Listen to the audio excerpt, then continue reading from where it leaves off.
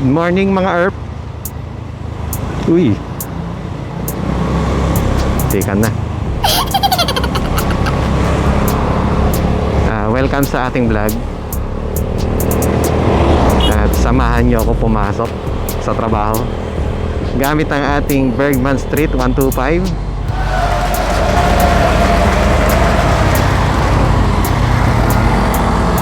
Chill ride lang tayo papasok. It's 7:50 pero ma-advance siya ng 13 minutes. So para pagka sulyap mo, alam mo late ka na pero hindi pa naman. May effect din yun.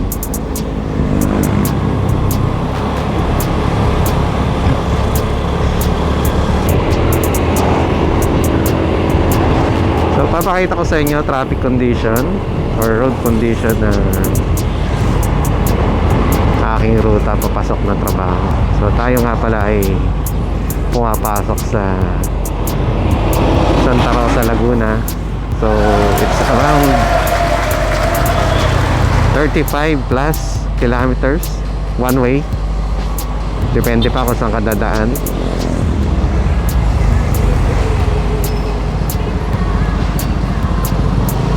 At ayan, inumpisahan na tayo ng traffic dito sa Arco ng Bae.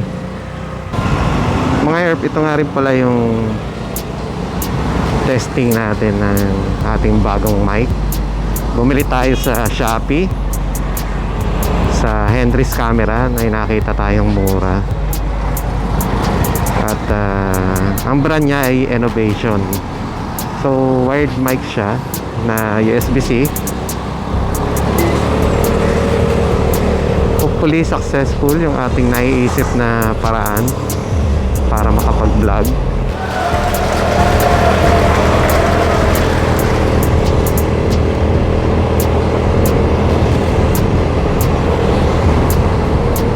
Yung mic na binili natin sa Henry's Camera o yung Innovation,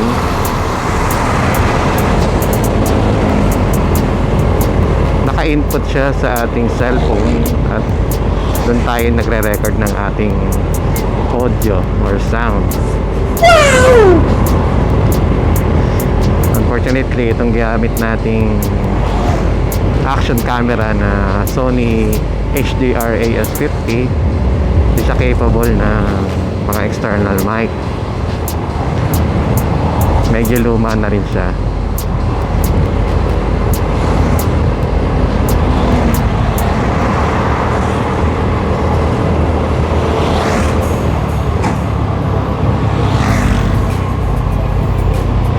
What's up, kuya?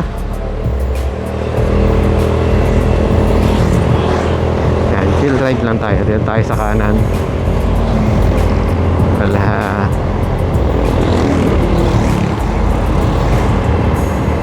Riding at the speed of 50 kilometers per hour. So pag ito naman ang gamit natin sa ating Bergman Street 125, pero pinakamabilis ko na yung 70. Medyo ano na rin ako nun, kinakabahan kasi parang ang normal operating speed niya is nasa 60. Yung parang pinaka economical niya. Hindi ka rin nakukuha yung ideal fuel consumption ni Bergman sa 60 na takbo. Sana okay ang output ng ating microphone na binili sa Henry's Camera.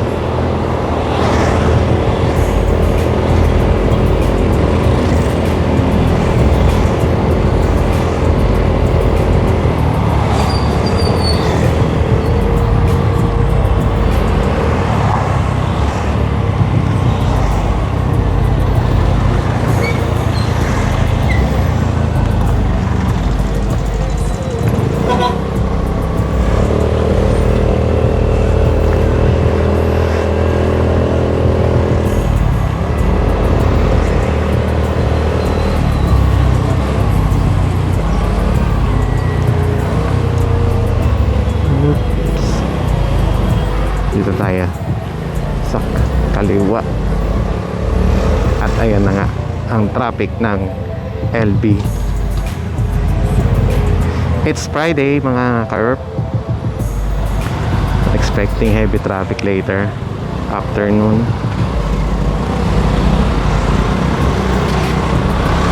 Lane split tayo ng konti. Salamat.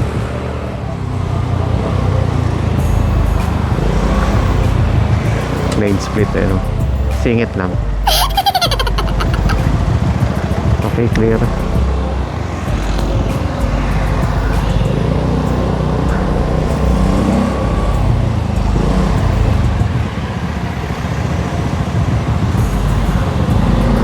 Okay, hindi na natin kaya yun. Medyo malapad kasi itong si Bergman.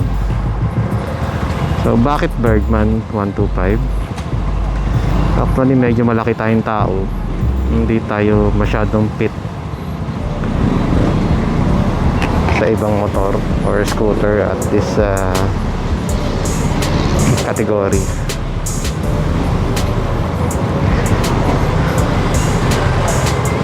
At magto 2 years pa lang tong ating Bergman 125.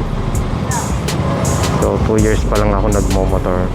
Pero marunong ako magmotor gamit yung tricycle, yeah, may sidecar. Diyan ako unang natuto na may sidecar. Pero itong ganitong single 2 years pa lang. Yun, nag-go na nga.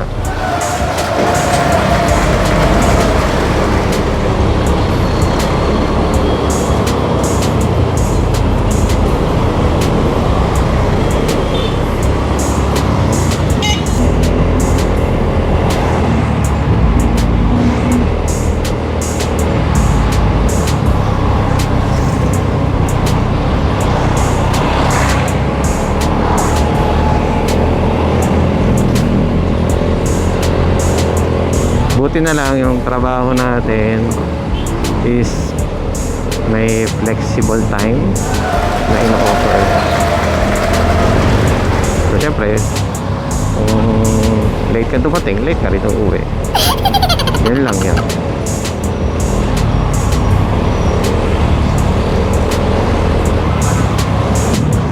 Di rin na tayo sa Anos kung nasaan ang mga buko pie shops.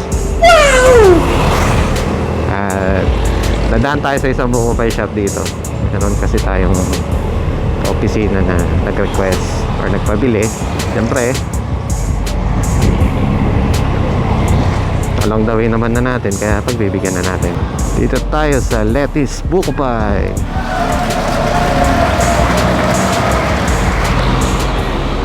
So yan ang price list nila mga ka-ERP. Letty's Buko Pie, request ng ating kaopisina.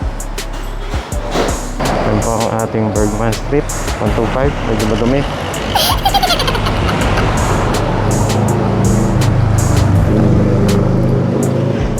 Mahiwagang donut. Okay, tara na tayo. Wait lang.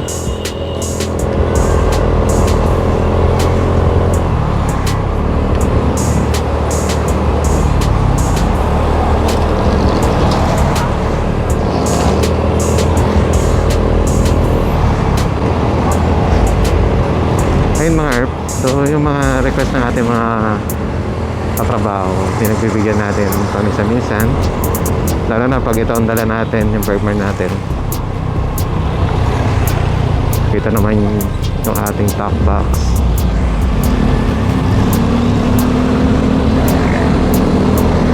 Medyo malaki din naman. Well, sinadya talaga namin na malaki ang kunin at ilagay dito kay Bergman kasi nung una, nung wala pa kaming top box ni OBR, medyo hassle pagka yung namamasyal, dala-dala mo yung helmet.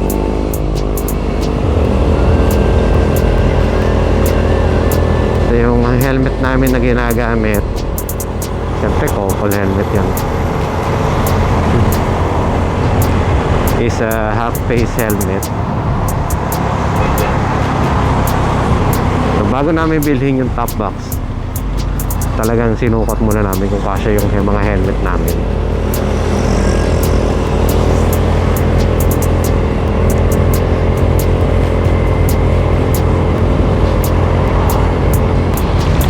Tapos bumili din tayo ng bracket, yung DC monorack. Nakikita ko lang siya sa mga post at maganda naman yung mga review. Saka syempre imamatch mo kasi yung capacity nung top bracket mo dun sa laki nung top box mo. Katulad nitong ating nabiling top box, it's 48 liters if I'm not mistaken. So kung iwa 1:1 mo sa kilo yon, litro, so more or less mga ano rin yun, diba? 30 to 40 kilos din. So dapat yung bracket mo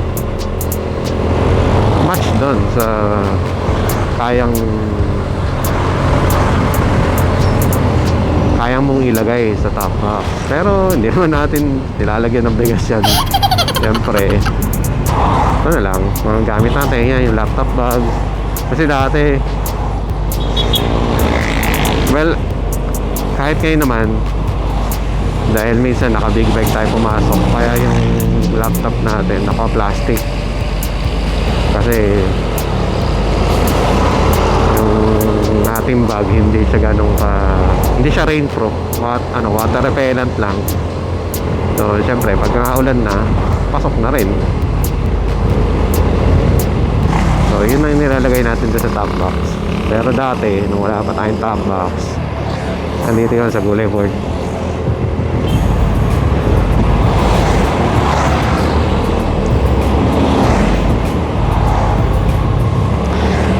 Alright, entering Calamba City.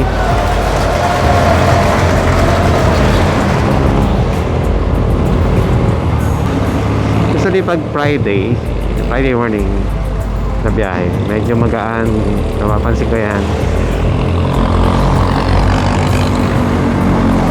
Siguro mas maraming pinipiling mag-leave para long weekend, diba? Magaan Friday, minsan na minsan lang yung makakaranas ako ng heavy traffic pag Friday. At sana wag naman yung araw na to.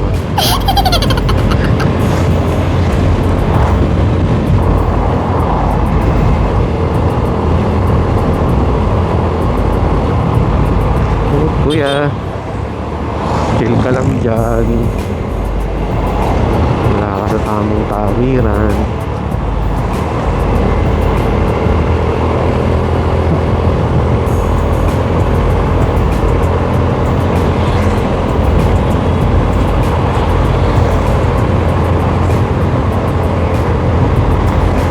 Takbo 60 lang tayo.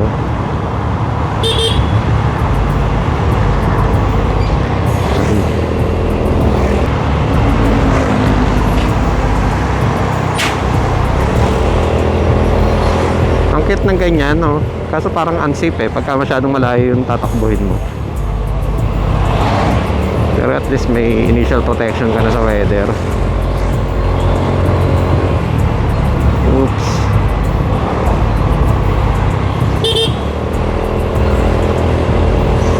Kawawa naman. Kaya ako minsan, kahit nasa tabi na yung mga ganyang mga aso, binubusinahan ko pa rin sila. Saka naiintindihan naman nila. Minsan pagka yung aso nakatambay dyan sa kalye, tapos tagliran, pag binusinahan mo sila, parang nagiging aware din sila. Medyo umuurong, ganon. Pwera na lang yung mga aso na hindi sanay sa mismong kalsada, or siguro parang napakawalan lang or nakatakas lang sa bahay nila, pero yung bahay nila nasa looban, hindi sanay sa kalye na maraming dumadaan. Tingin ko yun yung mga nababangga eh.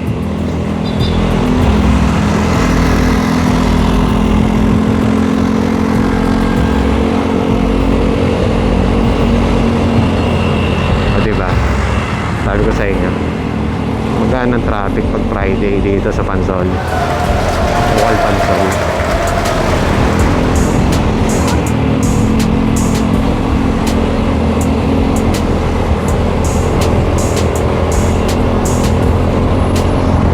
Nagbiblink na yung ating gas, pero mataas pa yan.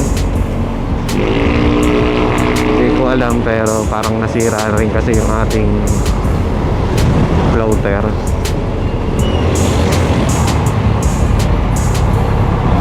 Kahit i-full tank ko siya, 1 bar missing siya. Pagka ganyan, meron pa naman tayo mga 1 to 1.5 liters of gas. Malayo-layo pa yan.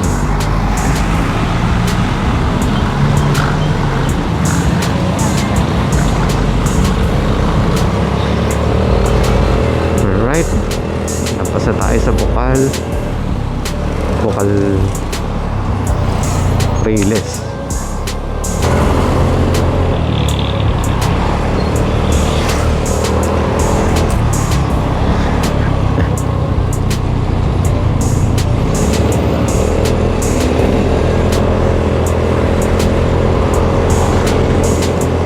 Okay mga ERP, nandito na tayo sa kanto ng Letran.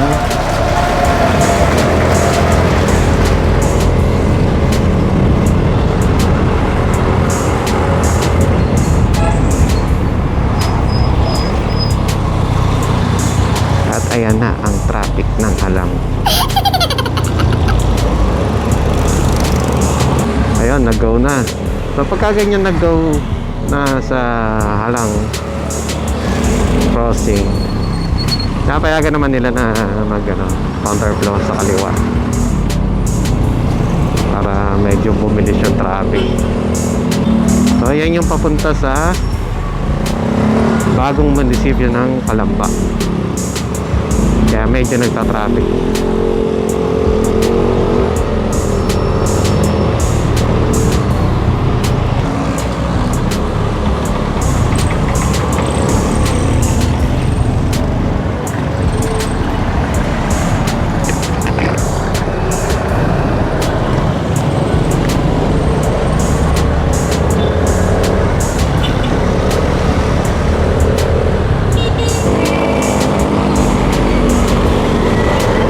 Sa wakas nag-go din. Para sinadya ni Kuya yung manong enforcer na na mag red light tong main stoplight ng crossing bago kami pinalampas. Ayan. Marami sila ngayon. So papunta doon sa ating trabaho, which is in Paseo, Santa Rosa, Laguna. Dito tayo dadaan sa Mayapa.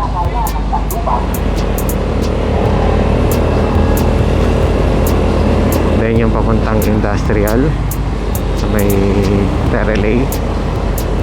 Lulusot tayo ng CIP. At kung papala rin, tatagos tayo ng Nuvali North. So magba-backdoor tayo. O diba, luwag. Ganito pag Friday. Good luck na lang mamaya sa atin sa hapon.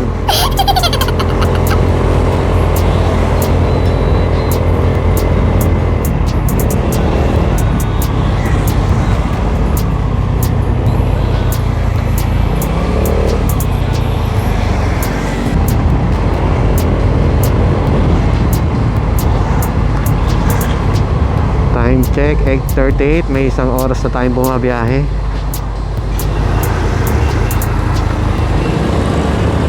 Ito yung sinasabi ko, meron ticket dito, 10 pesos yan.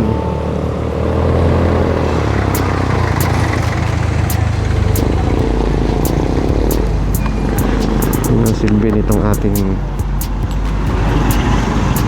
mahiwagang donut, 10 pesos para hindi na tayo duduko. So dito pagpasensyahan nyo na lang yung road condition.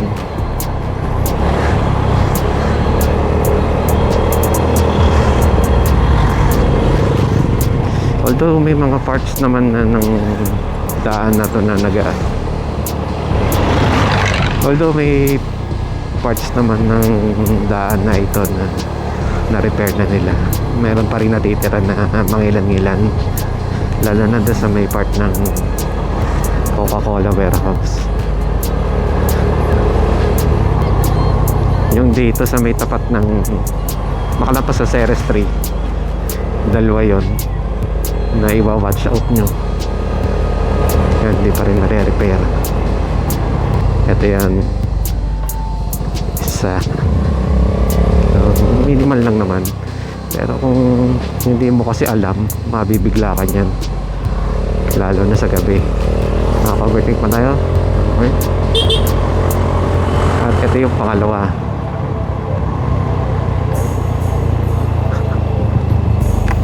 Alright, tapat ng Fujihaya Electric Company. Tapos yan, crack usual naman yan kahit saan road, crack. And since hindi siya asfaltado, kaya ramdam na ramdam mo yung graba. Pag napudpud yung semento yan, dahil mga truck ang dumadaan dito, pudpud na yung semento. Uy, pero ma-asfaltado, kaso dahil mga truck ang dumadaan, ayan, super cracks. Tapos ito yung sinasabi ko na medyo malubak na daan dito. Ang ginagawa ko yan, doon ako sa mismong lubak dumadaan. Medyo less yung stress at i-shock. O diba?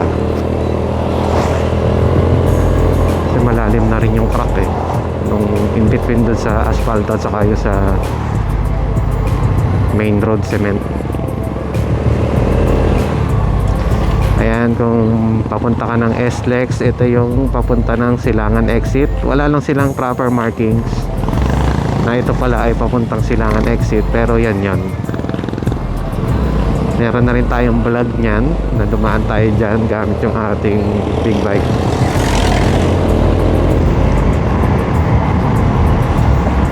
Right, approaching Calmaray 1.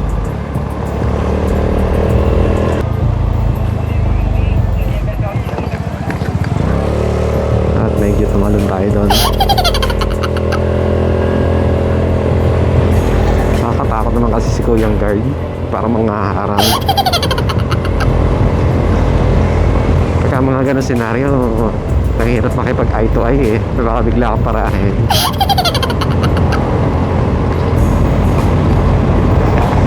Nandito na tayo sa loob ng Calmaray. So meron dito speed limit na 60. So goods pa naman tayo overspeeding. Then sa mga intersection or yung mga main intersections, meron din silang policy na one at a time, unless yan may mga traffic enforcers na mag-command sa'yo. First to stop, first to go, yan ang policy dito pagka walang enforcer sa gitna.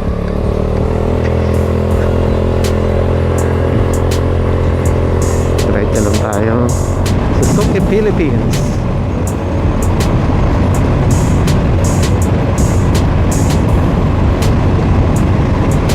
Suzuki Philippines, Bekenemen.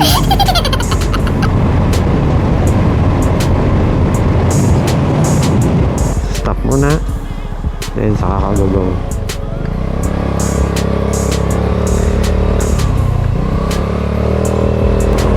Itong street na to, dati hindi siya open for motorcycles. So recently, actually itong year lang yata nung binuksan nila. Ganda dito.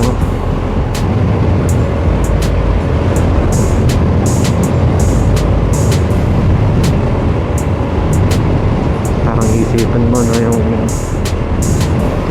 kagubatan na yan, sa gitna ng kagubatan na yan, mayroong kastilyo. Nandun si Sedi.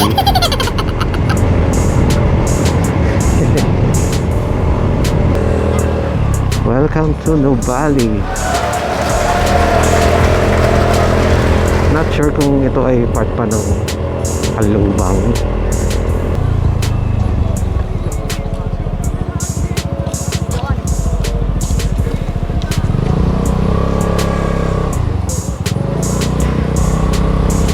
Kanan tayo.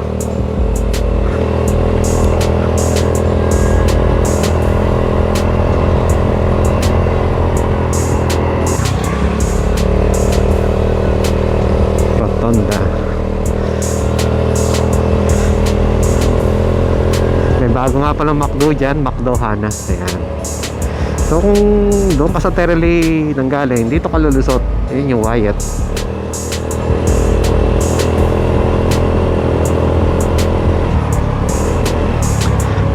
Then kung pupunta ka naman ng Tagaytay through Casile Road, yan, didiretso ka pa ng konti sa kabilang, sa next exit. At dahil papunta tayong Paseo, dito na tayo papasok.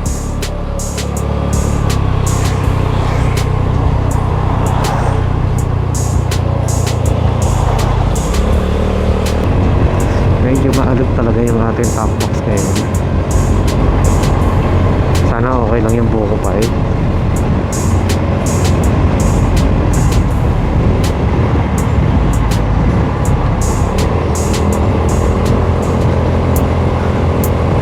Magkalasag-lasag, hindi tayo bayaran.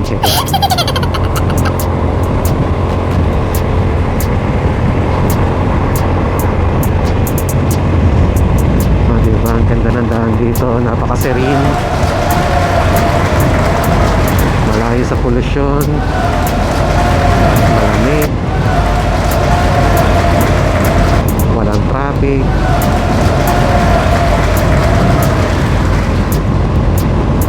Kung i-google map niya siya, hindi siya lalabas. Kasi syempre si Google Map hindi naman niya sinasuggest yung mga private roads kasi. Ito yung landers ng Nubali. At ayun na yung mismong Soledad. Ayala Mall Soledad. Ayala Mall Soledad. Diba? Ito tayo sa likod ng Nubali nang galing.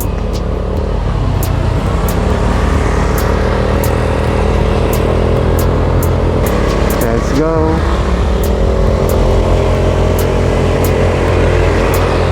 And then mga ERP, we're here sa Tagaytay Santa Rosa Road. So we're facing Balibago. At dito ko na rin tatapos yung vlog. Thank you sa mga nanood at tumapos.